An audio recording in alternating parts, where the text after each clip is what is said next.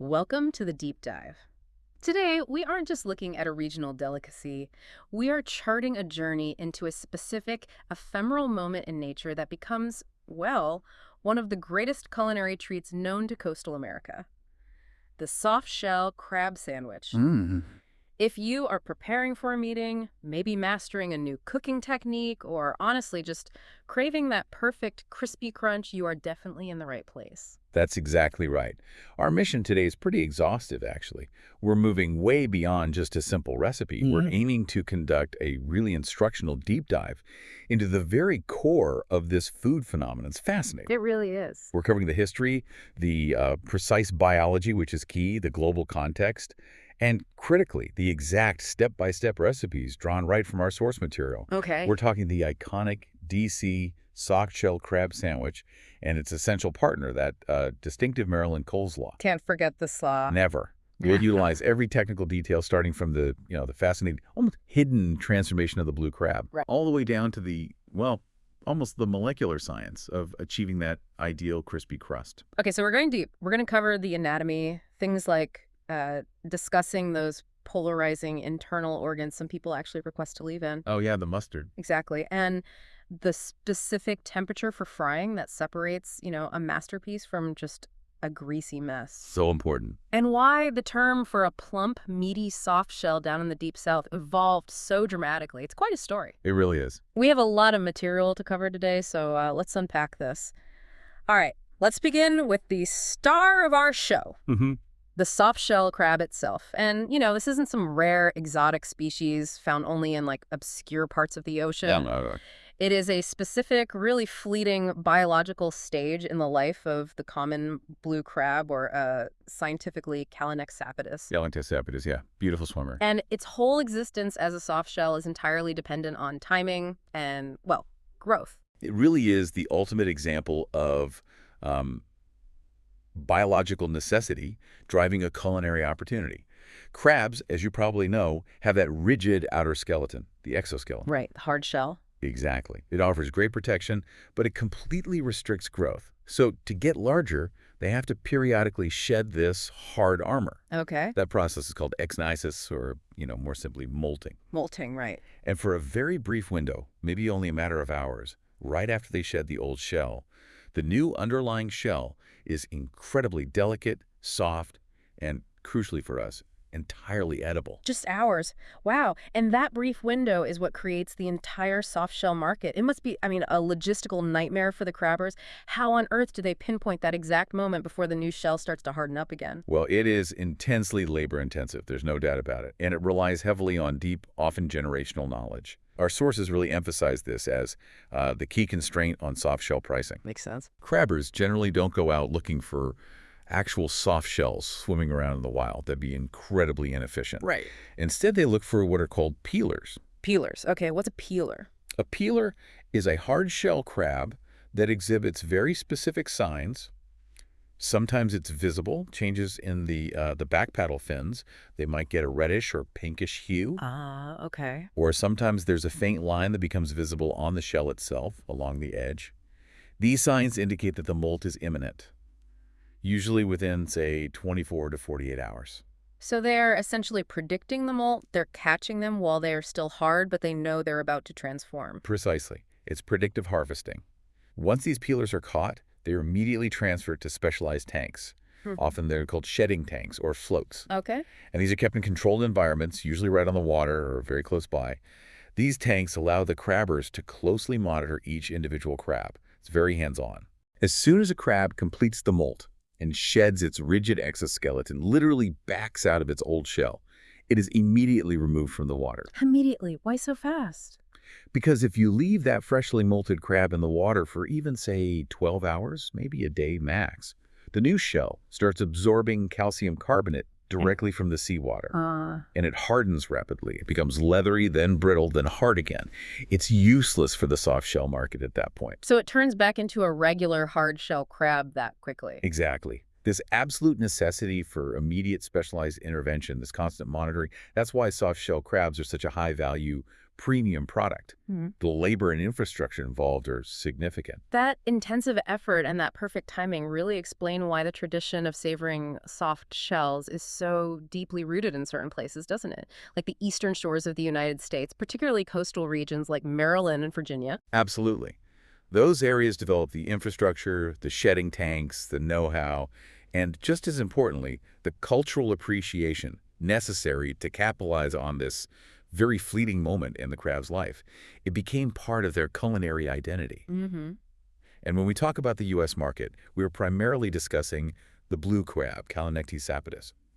The season for soft shells is dictated entirely by water temperature and the crab's natural life cycle. So it's seasonal. When does it typically run? Typically, it runs from the start of April, when the waters begin to warm up enough to trigger molting, all the way through September.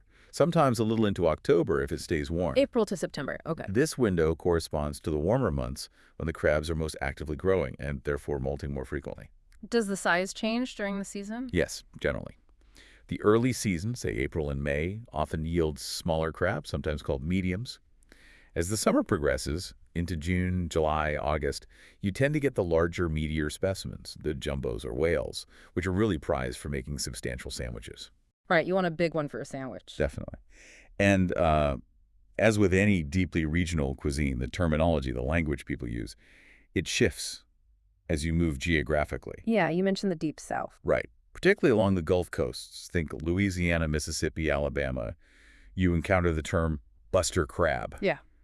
And the story behind this name, its linguistic evolution, is surprisingly complex and kind of fascinating. Okay, tell me about buster crab. Well, originally our sources detailed that buster crab actually held a slightly negative or at least practical connotation. Negative. How so? It often referred to a soft shell that was somehow compromised. Maybe it hadn't fully completed the molt, meaning parts of the shell might still be a bit brittle or papery, not perfectly soft. Ah, okay.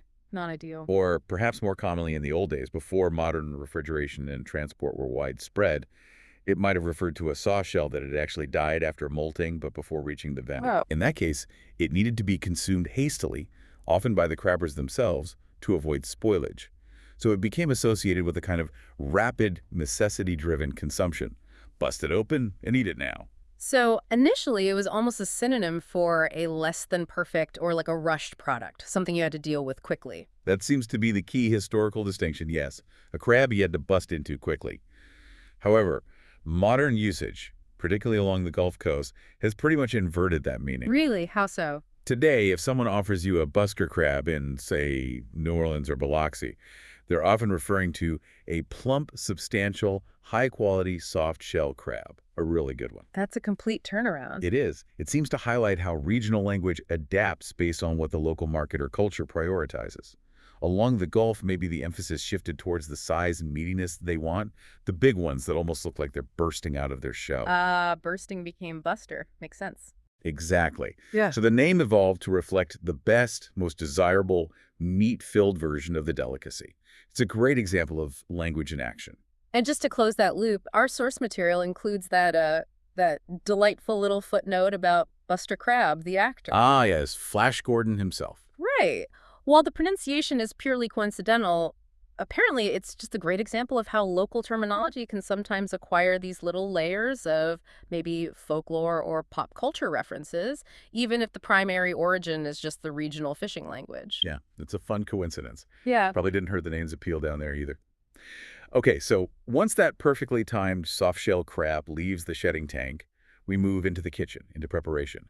And what makes the soft shell so unique from a culinary standpoint is its edibility. Right. You mentioned almost the whole thing. Almost the entire animal, unlike hard-shell crabs, where, let's be honest, you discard probably 80% or more of the animal, the shell, the gills, everything to get to the meat inside. A lot of work for a little reward sometimes. It can be, but with a soft shell, almost the entire thing can be eaten. This provides a really concentrated, full-on crab flavor experience. Sweet, briny, the whole deal. Okay, but almost the entire animal is the really operative phrase there, isn't it? Before we even think about getting it near a fryer or a pan, that proper cleaning is absolutely non-negotiable. Non-negotiable, absolutely. So what are the essential exceptions? What are the parts that must be discarded? There are three main ones. That's correct. This is critical for both texture and, frankly, health and taste. The crab must be cleaned before cooking. The three parts that absolutely have to be removed are, first, the mouth parts, which includes the eyes, essentially the face of the crab. Okay, the face. Second, the gills. These are the feathery, spongy structures located under the sides of the top shell. They're often morbidly but aptly referred to as dead man's fingers. Ugh, dead man's fingers. That sounds pretty ominous. Why exactly must the gills be removed? Is it purely a texture thing? They look kind of unpleasant. It's partly texture, they are spongy and unpleasant, but it's more functional than that. The gills are the crab's respiratory organs. Think of them as the crab's lungs, essentially acting as filters. Filters for what? They filter water, yes, but also particulate, sediment, and potentially any environmental contaminants or toxins present in the water the crab lives in. Ah, okay. So while they aren't overtly poisonous in the way some other parts of certain sea creatures can be, they are fundamentally filters. They can taste bitter, sandy, or just plain muddy. Leaving them in would absolutely ruin the delicate, sweet flavor of the surrounding meat and introduce a really unpalatable, often grainy or spongy texture. Their removal is vital for a clean taste. Okay, it makes perfect sense. Face, gills. What's the third part? The third part is the abdominal cover, which is also known as the apron. This is the flap that's folded underneath the crab on its belly. It's typically sort of T-shaped or triangular in males and more rounded or bell-shaped in mature females. You just snip or pull that off. Got it. Face, gills, apron. Okay, let's nail down the precise cleaning steps required before any seasoning or battering happens. Walk us through it. Okay. The initial preparation is actually pretty swift once you get the hang of it, but it does require a bit of confidence. First, you need sharp kitchen shears or scissors. This is much easier than using a knife. Sharp shears. Check. You take the shears and trim the face right off, cutting horizontally just behind the eyes. This removes the mouth parts and eyes in one go. Okay, straight across behind the eye. Exactly. Second, you gently lift the pointed ends of the top shell, the carapace, on each side of the crab. You don't remove the whole top shell, just lift the edges. Right. Underneath, you'll clearly see those spongy, grayish, finger-like gills. Use your fingers or the tip of the shears to pull or scrape them out completely from both sides. Make sure you get them all. Pull out all the dead man's fingers. Got it. Third, flip the crab over onto its back. You'll see that abdominal cover or apron. Just snip it off at the base with the shears, or sometimes you can just firmly pull it off. Snip off the apron. Okay. Fourth step is rinsing. Rinse the crab thoroughly but quickly under cool running water. You're not trying to soak it. Just wash away any remaining gill fragments or grit. Quick rinse. And finally, the fifth and absolute crucial step for cooking. Pat them absolutely dry with paper towels, inside and out. Get into the crevices. Why is getting them super dry so important? Because any residual moisture is the enemy of crispiness. Water hitting hot oil causes splattering, lowers the oil temperature, and essentially steams the crab instead of frying it. This leads to a soggy, greasy crust instead of that beautiful, light, crispy one you want. So, pat, pat, pat dry. Non-negotiable. Okay, dry is key. Got it. Now, here's where it gets really interesting, and as you mentioned, highly specific to the Atlantic coast tradition, maybe Maryland and Virginia in particular, this optional anatomy known as the mustard. Ah, yes, the mustard. As a cook, I mean, my instinct is usually to clean things out pretty thoroughly. I wouldn't intuitively know to leave in the internal organs, yet some enthusiasts absolutely swear by it. What exactly is the mustard? This is a major regional flavor point and a source of much debate among crab lovers. When customers, typically at a seafood market on the East Coast, ask the vendor to leave the mustard in, or clean it mustard on, they're referring to the soft organs found along the dorsal cavity, right under the top shell. Okay. The predominant yellow-orange, paste-like substance is the hepatopancreas. Hepatopancreas. Okay. What does that do? It functions similarly to a liver and pancreas combined in vertebrates. It's involved in digestion, secreting enzymes, and it's where the crab stores fats and absorbs nutrients. It concentrates a lot of the crab's essence, so to speak. And you mentioned roe, too. Yes, in a mature female crab, particularly later in the season, this dorsal cavity region might also contain the deep orange roe, which are the unfertilized eggs. So mustard can sometimes refer to both the yellow hepatopancreas and the orange roe, if present. Okay, but if the gills are discarded because they're bitter filters, why on earth would anyone want to leave the hepatopancreas essentially the crab's liver and pancreas in? Doesn't it concentrate flavors, maybe even undesirable ones, too intensely? It absolutely does concentrate flavors, but that is precisely the appeal for those who like it. The hepatopancreas provides an incredibly rich, deep, almost buttery or nutty concentration of crab flavor. It's intense, very savory, deeply briny, with a unique texture. Buttery and nutty. That sounds better than livery. Yeah, it's not really like mammalian liver. It's more like the Tamalian lobster, but perhaps even richer in a blue crab. For aficionados, it adds a profound layer of complexity and umami depth that the pure white muscle meat lacks. It makes the crab taste more intensely of itself. But it's polarizing, you said. Highly polarizing. Those who dislike strong, intense, sometimes slightly funky seafood flavors generally prefer their crabs thoroughly cleaned with the hepatopancreas removed. They want just the sweet, clean meat. So it really highlights the deep, nuanced preferences within this specific cuisine. It's a personal choice. Fascinating. And that kind of nuance, that appreciation for this specific biological moment isn't just an American thing, is it? Soft-shell crustaceans in various forms are a delicacy worldwide. Absolutely. The biological event, the molting, is recognized as a prime culinary opportunity globally, even if the specific species involved and the preparation methods vary quite significantly from place to place. So where else do we see this? Well, let's start over in Japan. Soft-shell crab is quite popular there, often incorporated into sushi. Right. I think I've had soft-shell crab in like a maki sushi roll before, spider Okay. roll maybe, but I didn't realize they might be using different species than our blue crab. That's often the key difference. While blue crab can be imported, in Japan, they more typically utilize native species. Common ones include the Japanese blue crab, which is Portunus tuberculatus, or the shore-swimming crab, Turbitus japonica. Okay. And how do they prepare it for sushi? The preparation is often quite minimal, focusing on texture. It's usually lightly battered, often just with potato starch or very light tempura batter, then deep fried until crispy. Fried first. Yes, almost always fried. Ah. Then it's often cut in half and incorporated directly into sushi rolls, like maki sushi regular rolls or Yeah. tamaki sushi hand rolls. So what's the goal there, culinarily speaking? The goal is primarily textural contrast. You get the warm, crispy, savory fried crab exterior right up against the cool, soft sushi rice and the smooth nori seaweed. It delivers this fantastic burst of heat, crunch, and rich crab flavor right in the middle of the roll. It's very effective. Yeah, sounds great.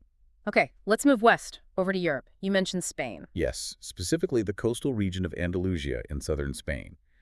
They have their own unique vocabulary and traditions around this concept. What do they call them? They refer to their soft-shell crustaceans, whatever the species, as chiguatos. Chicuatos. Okay, and that word apparently derives from a local slang verb, a chiquatar, which essentially means to soften or to become weak, referring to the state of the crab after molting. Makes sense. What's really fascinating in Andalusia, though, is the sheer diversity of crustaceans they prepare this way.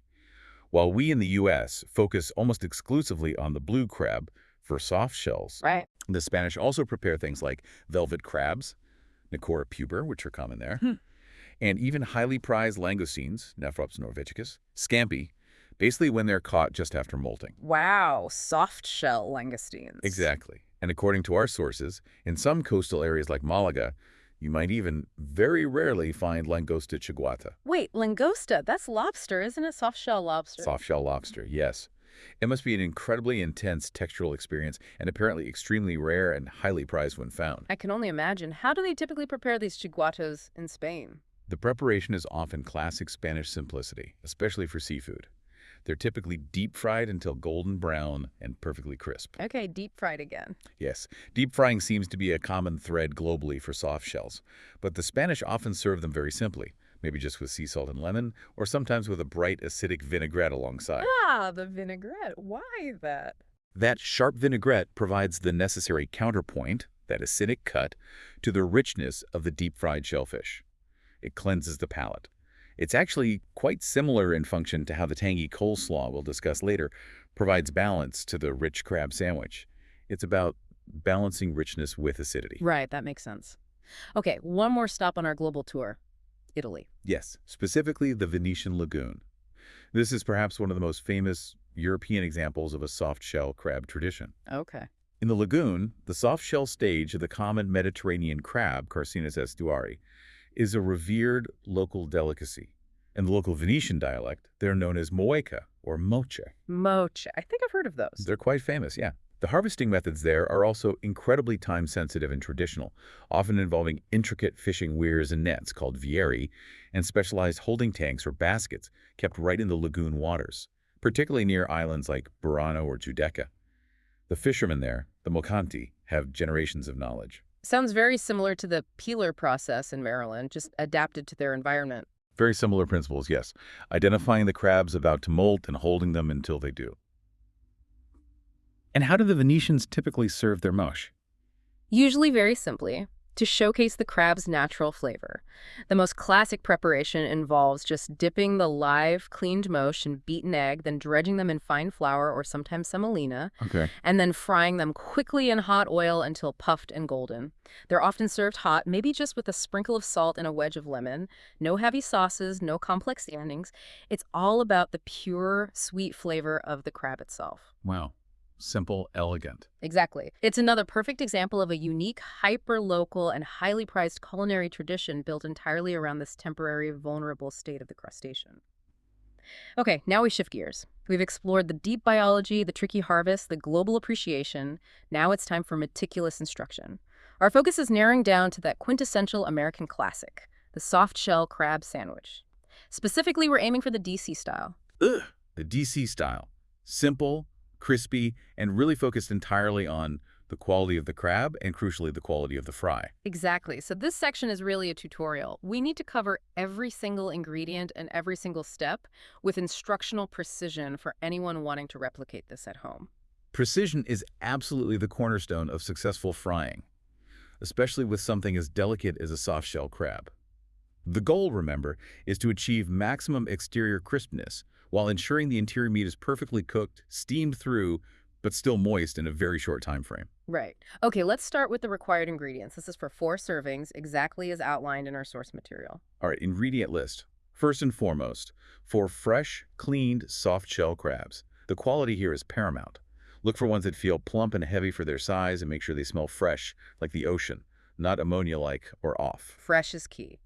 What size is best for sandwiches? Generally, jumbos or primes are preferred for sandwiches, as they fill the bun nicely. Mediums work too. You might just use 2 smaller ones per sandwich if needed. So, 4 crabs. Next, you need 4 soft sandwich rolls. What kind of roll works best? Something soft is definitely the way to go. Classic choices are soft potato rolls, maybe a slightly pliable brioche bun, or even just good quality soft white rolls. You want something that yields easily and doesn't compete texturally with the crab. Avoid hard, crusty rolls. Soft rolls, got it. Now for the coating. For the coating, the dredge, you need 2 main components. 1 cup of all-purpose flour, just standard AP flour, and 1 cup of cornmeal.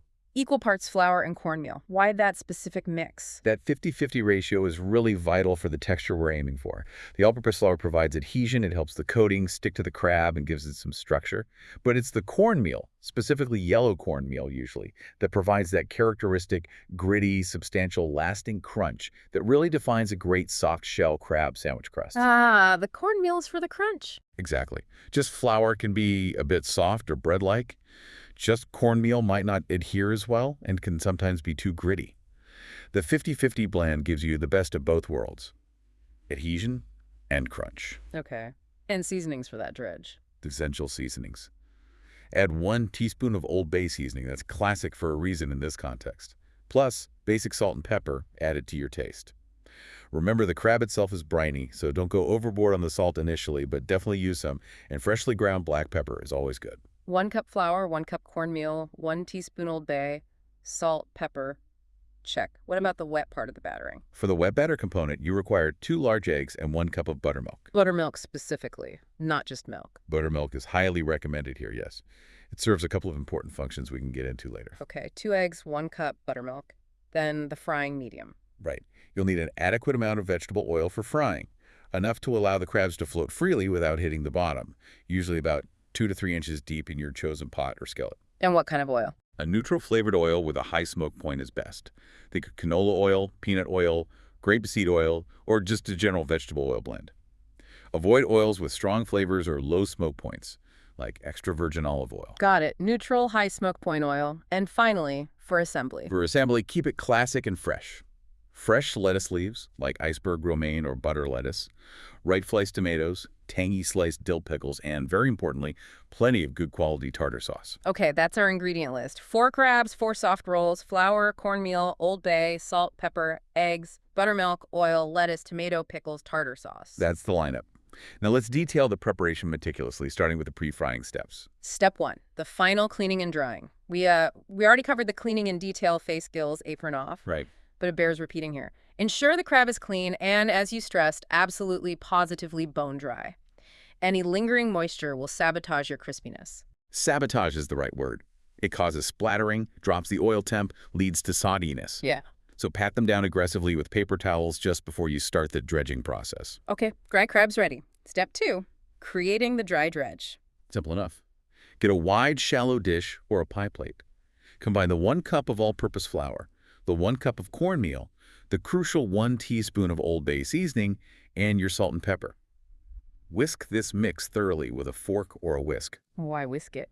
You want to ensure those seasonings, especially the Old Bay and salt, are perfectly evenly distributed throughout the flour and cornmeal mixture. You don't want one bite to be bland and the next overly salty. Even distribution is key. This dry mixture does more than just flavor too.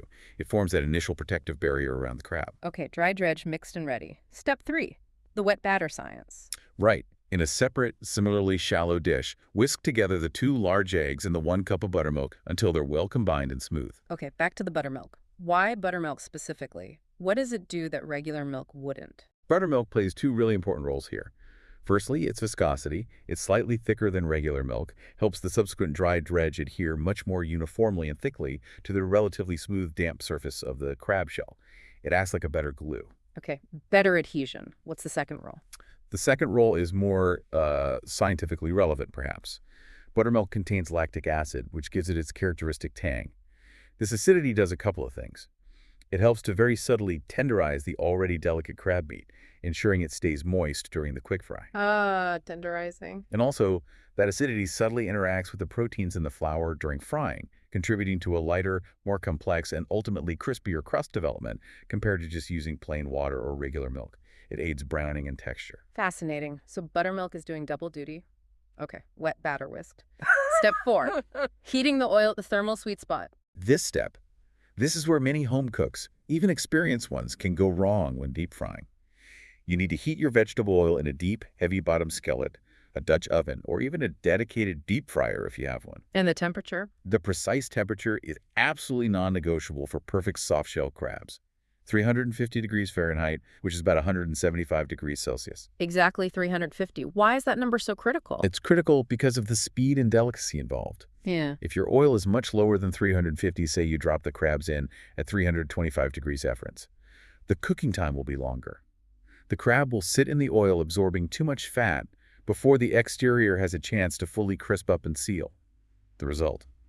A heavy, greasy, oily crab. Not good. Definitely want to avoid that. What if it's too high? Conversely, if you go too high, say 375 degrees Fahrenheit or even 400 degrees Fahrenheit, the outside, especially that cornmeal component, will be brown, maybe even burn and darken too quickly before the heat is fully penetrated to cook the interior meat thoroughly. You could end up with a bitter-tasting crust and a possibly undercooked lukewarm center. So 350 degrees air provides that perfect thermal sweet spot.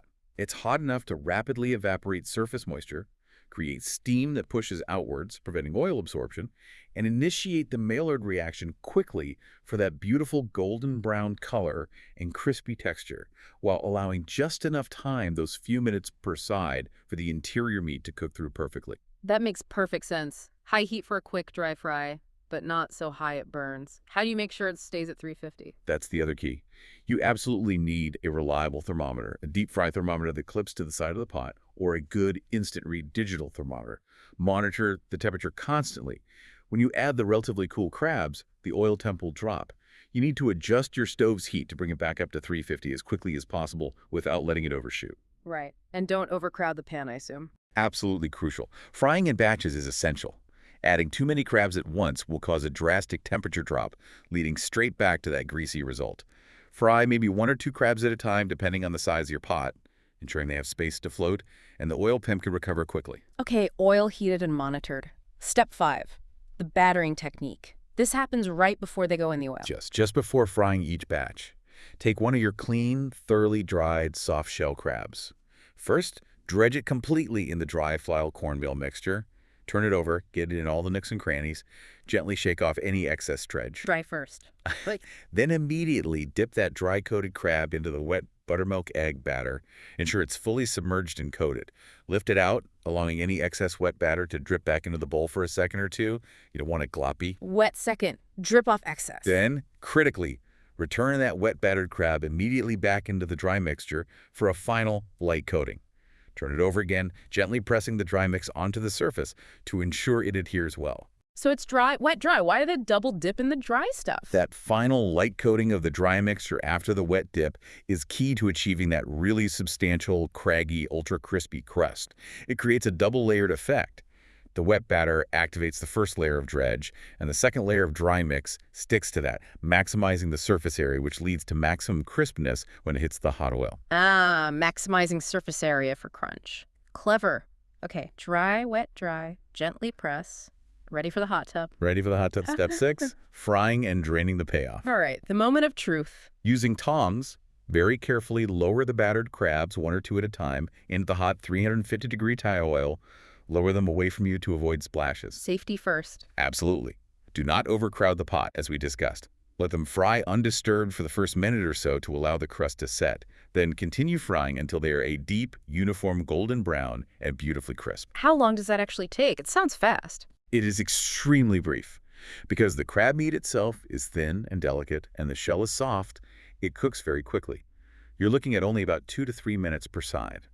Maybe 4-6 minutes total cooking time per crab. That's really fast. How do you know when they're perfectly done? Just the color? Color is the main indicator, that deep, rich, golden brown. They should also float readily near the surface when done. If you're unsure, you can carefully lift one out and check the thickest part of a leg joint, but usually by the time the color is right, they're cooked through. Avoid overcooking, which can make the meat tough. Okay, 2-3 minutes per side, deep golden brown. Then what? Use your Kongs, or a spider strainer, to quickly remove the perfectly fried crabs from the hot oil. Let the excess oil drip off for a second over the pot, then immediately transfer them to a wire rack placed over a baking sheet or paper towels. A wire rack, not just paper towels. A wire rack is preferable if you have one. It allows air to circulate all around the crab, keeping the bottom crust crispy as it drains. Placing it directly on paper towels can sometimes trap steam underneath and make the bottom slightly soggy. If using paper towels, change them between batches if they get saturated. Good tip. Wire rack for optimal crispiness, and don't stack them, right? Definitely do not stack them while they're hot and draining. Give them space. Let them drain individually. That residual heat will gently finish cooking the interior meat perfectly, leaving it incredibly moist and sweet inside that crunchy shell. Perfect. Crispy crabs Yeah. draining. Now, we need to assemble these beauties. Step 7, preparing the roll. Right. While the crabs are having their last moments draining and staying hot, quickly prepare your rolls. Slice your 4 soft sandwich rolls horizontally in half, and then lightly toast the cut sides. Why toast them? 2 reasons. First, light toasting adds a subtle layer of texture and nutty flavor. Second, and more importantly, it creates a slight barrier on the bread surface. This helps prevent the soft roll from becoming immediately soggy the moment you spread the tartar sauce or place the hot, juicy crab on it. It helps maintain the sandwich's structural integrity for a few crucial minutes. Ah, anti-sogginess insurance. Makes sense. Okay, rolls lightly toasted. Step 8, the foundation and flavor layer. Assembly time. Start with the bottom bun half. Spread a generous layer of tartar sauce evenly across it. Don't be shy with the tartar sauce. Generous tartar sauce. Check. What's its role here? The tartar sauce is critical for moisture, creaminess, and most importantly, that sharp, tangy flavor, usually coming from relish, capers, onions, and lemon juice within the sauce. That tanginess is essential to cut through the richness of the deep-fried crab. It provides balance. Okay. Tartar down, then the veggies. Yep, on top of the tartar sauce, add a fresh, crisp lettuce leaf or 2. Follow that with a slice of ripe tomato, and then a few slices of tangy dill pickle. Why that order? Does it matter? It matters somewhat for texture and moisture management. The lettuce acts as another slight barrier between the sauce and the crab. The tomato adds freshness and juiciness. The pickles introduce that crucial vinegary acidity and saltiness. Together, these cool, crisp, acidic elements provide a vital contrast to the hot, rich, savory crab. It's all about balance. Cool, crisp, acidic contrast. Got it. Step 9, placement. The star arrives. This is the simple but aesthetically important part. Take one of your piping hot, perfectly crispy, soft-shell crabs, drained but still radiating heat, and place it directly onto the prepared bottom bun with its toppings. Does it matter which way it faces? Not really for taste, but usually people place it so the legs are sort of sticking out appealingly. And note, as we mentioned, the crab is often and traditionally larger than the bun itself. Right, it should overflow a bit. Exactly. That's part of the appeal. The crab should protrude proudly from the edges. It signals abundance. Once placed, cover the magnificent creation with the toasted top bun. Okay, crab on, top bun on, step 10. Serving. And this is the final crucial instruction. Serve your soft-shell crab sandwich immediately. Do not wait. Why the urgency? Because the magic of this sandwich is entirely in the immediate temperature and texture contrast. You absolutely need that hot, shatteringly crisp, savory crunch of the freshly fried crab hitting your palate at the exact same moment as the cool bun, the creamy, tangy sauce, and the crisp, fresh toppings.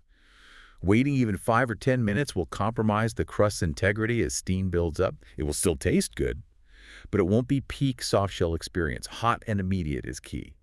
Now, a masterpiece like that DC soft-shell crab sandwich, rich and crispy as it is, really demands a side dish, a partner, something that not only complements it, but also critically cuts through some of that richness from the fry. Right, you need balance. Exactly. And in Maryland, and really throughout the Chesapeake Bay region, the undisputed perfect accompaniment is a very specific type of coleslaw, a specialized Maryland coleslaw. Okay, Maryland coleslaw. Now, this isn't your standard, maybe heavy, gloopy, overly sweet mayonnaise slaw that you find at every single backyard barbecue, is it?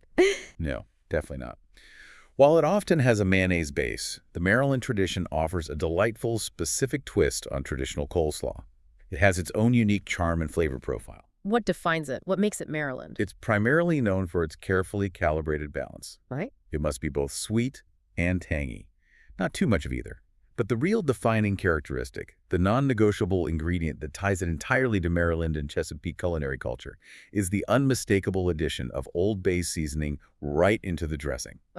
Old Bay again. It seems essential to this whole meal. It really is. It's the Old Bay that elevates the simple slaw dressing from just a standard sweet and sour mix to something much more complex and savory. That unique spice blend, famous for its celery salt, paprika, black pepper, red pepper flakes, and other secret components, adds a warmth and depth that is just perfect with seafood. So the flavor profile is key. Why is it considered the perfect pairing for the soft shell crab sandwich specifically? It works on multiple levels. Firstly, as you hinted, the flavor profile is paramount. The coleslaw's bright, tangy notes from the vinegar and its sweetness from the sugar, all enhanced and made savory by the Old Bay, directly complement the natural sweetness of the blue crab meat while cutting through the richness of the fried batter. They enhance each other. Okay, flavor synergy. What about texture? The textures play off each other beautifully, too. You have the hot, yielding, delicate meat and shatteringly crisp crust of the crab sandwich. Then you have the cool, crisp, vibrant, slightly crunchy texture of the cold coleslaw. That contrast in both temperature and texture is incredibly refreshing and satisfying. It prevents palate fatigue. They form this perfect coastal harmony. Cool, crisp, tangy slaw meets hot, rich, crispy crab. Sounds like a winning combination. It truly is. They are inseparable in authentic regional cuisine for very good reasons. Okay, let's detail the precise ingredients required to construct this essential Maryland side dish so you can make it alongside your sandwiches. All right, lay out the coleslaw recipe ingredients. For a standard batch of coleslaw, enough for about 4 servings or maybe a bit more, you will need 1 medium head of cabbage. Green cabbage is standard, and you want it finely shredded. How fine is finely shredded? Pretty fine. You can use the shredding disc on a food processor, a mandolin, carefully, or just a very sharp knife and patience. Thin strands, maybe 1/18 inch thick or less, work best. You also need 1 large carrot, grated. Shredded cabbage, grated carrot. The base. Now for the dressing. For the dressing, you need ½ cup of mayonnaise. Use a good quality, full-fat mayonnaise for the best flavor and texture. This forms the creamy base. ½ cup mayo, okay. Then, for the critical tang and sweetness, you need 2 tablespoons of apple cider vinegar and 2 tablespoons of granulated sugar. Apple cider vinegar specifically. Yes, apple cider vinegar is traditional and preferred here. We can talk about why in a moment. Okay. 2 tablespoons ACV, 2 tablespoons sugar, and the star. And, of course, the signature Maryland element. Yeah. 1 teaspoon of Old Bay seasoning. Start with 1 teaspoon. You can always add more later. plus, naturally, salt and pepper to taste. Cabbage, carrot, mayo, apple cider vinegar, sugar, Old Bay, salt, pepper. Seems simple enough. The ingredients are simple, but the technique and proportions are key. And the quality of the shredding, as I mentioned, is actually pretty critical. A very fine, thin shred allows the dressing to coat every strand and penetrate the cabbage more effectively during the crucial chilling process. Chunky slaw doesn't work as well here. Fine shred is important. Got it. Yeah. Let's move to crafting the coleslaw itself. What's step one? Step 1. Preparing the base. Pretty straightforward. Start by finely shredding your medium cabbage and grating your large carrot. Combine them in a large mixing bowl. Toss them together lightly just to distribute the carrot. This creates that vibrant, colorful foundation. Cabbage and carrot mixed in a big bowl. Step two, the dressing mixing for balance. Right. Critically, you want to mix the dressing separately first. So in a separate, smaller bowl, combine the half cup of mayonnaise, the 2 tablespoons of apple cider vinegar, the 2 tablespoons of granulated sugar, and that initial 1 teaspoon of Old Bay seasoning. Whisk these ingredients together thoroughly until the sugar is completely dissolved and the dressing is smooth and emulsified. Why mix it separately? Why not just dump it all on the cabbage? Mixing it separately ensures 2 things. 1, that the sugar fully dissolves into the vinegar and mayonnaise so you don't get gritty bits of sugar in your slaw. 2, it allows the mayonnaise to properly emulsify with the vinegar, creating a stable, creamy dressing before it hits the vegetables. It leads to a more evenly coated and better textured final product. Makes sense. Now, you emphasized apple cider vinegar earlier. Why is that type preferred over, say, standard white distilled vinegar? Does it really make a significant difference in the final taste? Oh, it makes a huge difference, in my opinion, and according to most traditional recipes. Standard white distilled vinegar can be very harsh, very sharp, almost one-dimensional in its acidity. It can easily overpower the other flavors. Okay. Apple cider vinegar, on the other hand, because it's made from fermented apples, carries much subtler, fruitier, and slightly richer background notes. It provides the necessary bright tanginess to balance the mayo and sugar, but it does so without overwhelming the delicate sweetness of the cabbage or, crucially, the complex savory notes of the Old Bay seasoning. It maintains that critical sweet, tangy, savory balance that the Maryland style is really known for. It's a more harmonious acidity. Fruity tang, not harsh tang. Got it. Apple cider vinegar it is. So dressing is whisked smooth. What's step 3? Step 3, adjustments. This is the personalization phase, and it's important. Before you pour the dressing over the vegetables, taste it. Just dip a clean spoon in and taste the dressing itself. Taste the dressing first. Why? Because the perceived sweetness and tanginess can vary slightly based on the specific brand of mayonnaise you used, the exact acidity of your vinegar, or just your personal preference. Now is the time to adjust. Does it need a pinch more sugar for sweetness? A tiny splash more vinegar for extra tang? Maybe a bit more salt or pepper. Adjust the dressing now until it tastes balanced to you. Adjust to taste before combining? Smart. Okay, dressing perfected. Step 4, combining and tossing. Now you pour your perfectly balanced dressing directly over the shredded cabbage and carrot mixture in the large bowl. Using large serving spoons, tongs, or even your clean hands, which sometimes works best for gentle tossing, gently toss the vegetables and dressing together until everything is evenly coated. Gently toss. Why gentle? You don't want to be too rough or vigorously stir it, as that can bruise the finely shredded cabbage, making it release too much water too quickly and potentially becoming limp or watery later on.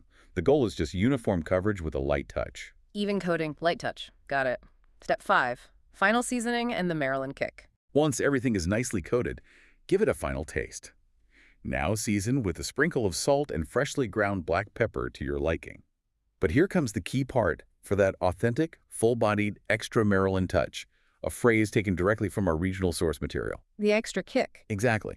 Add more Old Bay seasoning. Sprinkle another half teaspoon or even a full teaspoon, depending on your preference, right over the top of the tossed slaw just before chilling. This final sprinkle ensures that the Old Bay flavor is really prominent, providing that delightful, noticeable savory kick and aromatic complexity that shouts, Maryland. Don't be shy with the final Old Bay sprinkle. Okay. Now, what sounds like maybe the most important part. Step 6, the critical step chilling and flavor melding. This is arguably the most vital step in making truly great Maryland coleslaw.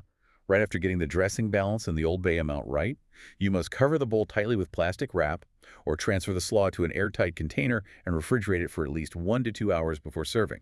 Longer is often even better, up to a day. At least 1 to 2 hours. Why is this chilling period so absolutely crucial? Can't I just make it and serve it immediately with the hot crabs?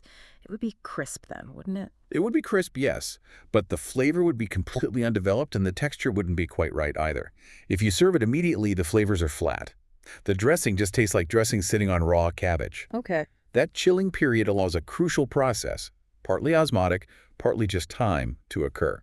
The salt, sugar, and acid in the dressing begin to gently draw out a small amount of moisture from the cabbage cells. This does two things. It slightly softens the cabbage texture, making it tender crisp instead of rigidly raw, and more importantly, it allows the flavors, the sweet, the tangy, the creamy, and especially the complex notes of the Old Bay to fully meld, penetrate the vegetables, and marry together into one harmonious taste. Ah, so the flavors need time to actually get into the cabbage, not just sit on top. Precisely. The wait time transforms the coleslaw from just a simple mix of dressed vegetables into a truly cohesive, deeply flavorful accompaniment, where every bite tastes like perfectly seasoned coleslaw, not just cabbage with sauce. It allows it to reach its peak flavor, tang, and ideal tender crisp texture. It's absolutely essential. It sounds like the coleslaw really needs its own quiet time, its own little marinade period to truly develop its character before it's ready to meet the star, the soft shell crab. That's a perfect way to put it. It needs time to harmonize, to become itself. This ensures it provides that perfect, refreshing, tangy, cool, and flavorful counterpoint that is absolutely necessary to balance the hot, rich, savory, crispy crab sandwich. Don't skip the chill time. Hashtag outro, synthesis, and final thought. Wow, this has been an incredibly exhaustive, really instructional deep dive, hasn't it? We've covered the entire life cycle and culinary journey of this unique delicacy. I really have. We started right at the beginning with the specific biological timing of the blue crab molting cycle, understanding that it dictates that short, precious season, typically April through September. And how that vulnerability is exploited in a culinary sense globally. We touched on Spain's chiguados, even soft-shell lobster, and Italy's revered moche from Venice. Right. Then we transition into the really meticulous instructional details for the home cook. Things like the 3 essential parts of the crab that must be discarded: face, gills, apron. Yep. And the science behind that perfect dredge, the 50-50 cornmeal flour ratio for crunch and adhesion.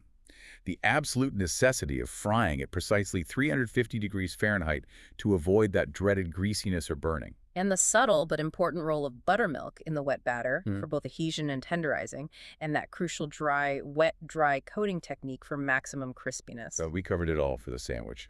And then finally, we detailed the essential sidekick, that authentic Maryland coleslaw. Relying on the specific fruity tang of apple cider vinegar, not white vinegar, and of course multiple generous additions of Old Bay seasoning for that signature flavor. And insisting, absolutely insisting, on that crucial 1 to 2 hour minimum chilling time to allow the flavors to meld and the texture to reach perfection. So, stepping back from the recipes for a second, what really stands out here, the big picture takeaway? For me, what stands out is how this highly prized, intensely seasonal cuisine is fundamentally entirely dependent on understanding and, frankly, manipulating the hyperspecific biology and timing of one particular creature, the blue crab. Right. The whole soft shell market wouldn't exist without human intervention. Exactly. Its commercial existence relies almost entirely on human intervention, identifying the peelers, moving them to those climate control shedding tanks, monitoring them constantly, and removing them from the water at precisely the right moment within hours of molting. It's quite an operation. It truly is an intersection of natural fragility and, well, some pretty clever culinary engineering and intensive labor. It absolutely is. And this reliance, this intensity, raises a really important question, I think. Another provocative thought for you, the listener, to consider long after you've mastered these recipes and enjoyed your sandwich. The soft shell season is inherently brief, biologically constrained. Commercial availability is stretched and maintained primarily through this intensive localized labor and these specialized climate control techniques, all designed to guarantee harvest just before or immediately as the molt occurs. Given this intense logistical requirement, the reliance on predicting and controlling a natural process, and the ever-increasing global demand for this specific ephemeral luxury product, what are the broader implications? Implications like? Well, what are the broader logistical challenges as demand grows? What about the environmental implications for sustainable harvesting? Is the high price we pay justified purely by the intense labor involved? Or does the very intensity of the process, catching peelers, concentrating them in tanks, pose potential long-term challenges or stresses to the wild blue crab population itself? How sustainable is this model if demand continues to skyrocket? That's a really important point. We celebrate the delicacy, but the process behind it has complexities. Exactly. It's something for you to mull over, perhaps, as you savor the incredible taste and texture of your next perfect, crispy, soft-shell creation. Enjoy it, but maybe think a little about the journey it took to get to your plate.